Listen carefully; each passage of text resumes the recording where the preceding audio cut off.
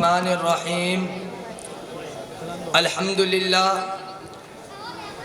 للہ الذی کفا والصلاة والسلام علی رسولہ المصطفى اما بعد فقد قال اللہ تعالی ان الارض یرثها عبادی الصالحون۔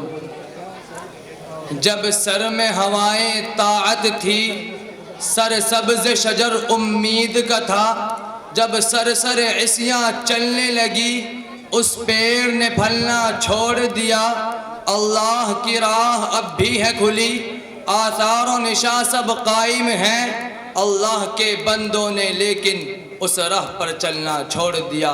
ذرا آپ اس زمانے کا تصور کریں جب یک و تنہا ایک 40 سالہ انسان نے اسلام کی آواز بلند کی، اور صرف 23 سال میں وہ آواز اتنی دور پہنچ گئی کہ تاریخ اس کی مثال دینے سے قاصر ہے، اور ابھی ایک صدی بھی نہ گزری تھی کہ ایک انقلاب رونما ہو گیا۔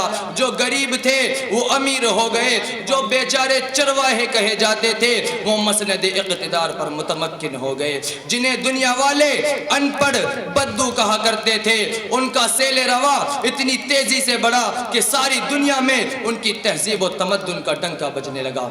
جو تعلیم و تہذیب میں پچھلی صفوں میں تھے وہ امام بن گئے، انہوں نے یہ ثابت کر دیا کہ قرآن کا اعلان اپنی جگہ درست تھا، ان الارض یرثها عبادی الصالحون۔ بلا شبہ ہمارے نیک بندے زمین کے وارث ہوں گے۔ مسلمانوں کے عروج کی داستان اتنی دلچسپ، حوصلہ افزائی اور روح پرو رہی کہ ساری دنیا میں ان کی تہذیب و تمدن کا ڈنکا بجنے لگا۔ کسی شاعر نے کیا خوب کہا تھا، دشت تو دشت ہیں دریا بھی نہ چھوڑے ہم نے، دشت تو دشت ہیں دریا بھی نہ چھوڑے ہم نے، بحر ظلمات میں دوڑا دیے گھوڑے ہم نے۔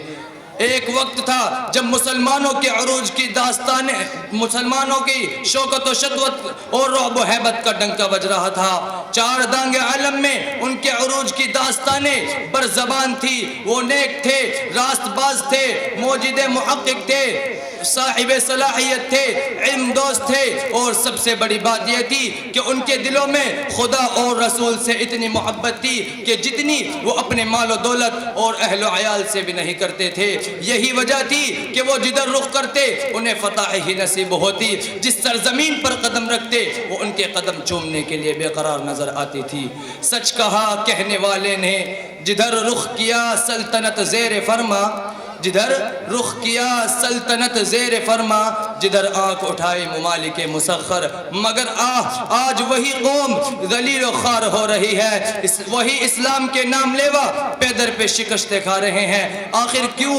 چین سے لے کر افریقہ کے ساحلوں تک جہاں بھی دیکھتے ہیں مسلمان زندگی کے میدان میں شکستیں کھاتا چلا جا رہا ہے۔ کیا کبھی ہم نے اس کو بھی سوچا ہے؟ سوچئے اور سمجھئے۔ ظاہر ہے کہ جن صفاتوں نے ہمیں ترقی کے منازل طے کرائے تھے، جن خوبیوں نے ہمیں بام عروج پر پہنچایا تھا، وہی خوبیاں اگر ہم آج پھر سے پیدا کر لیں تو ظاہر ہے کہ اللہ تعالیٰ ہم کو اور آپ کو کامیابی ضرور دے گا۔ میں اپنی تقریر کو اس شعر کے ساتھ ختم کرتا ہوں کہ جس دور پہ نازا تھی دنیا اب ہم و زمانہ بھول گئے، اوروں کو جگانا یاد رہا خود ہوش میں آنا بھول گئے، آذان تو اب بھی ہوتی ہے مسجد کی فضا میں اے انور، جس ضرب سے دل ہل جاتے تھے وہ ضرب لگانا بھول گئے، منہ دیکھ لیا ہے آئینے میں پر داغ نہ دیکھا سینے میں، دل ایسا لگایا جینے میں مرنے کو مسلمان بھول گئے۔ السلام علیکم ورحمۃ اللہ وبرکاتہ۔ ماشاءاللہ، اللہ تعالیٰ اور زیادہ محنت کرنے کی توفیق عطا فرمائیں، اور مستقبل میں اللہ تعالیٰ ان کو بڑا مقرر بنائیں۔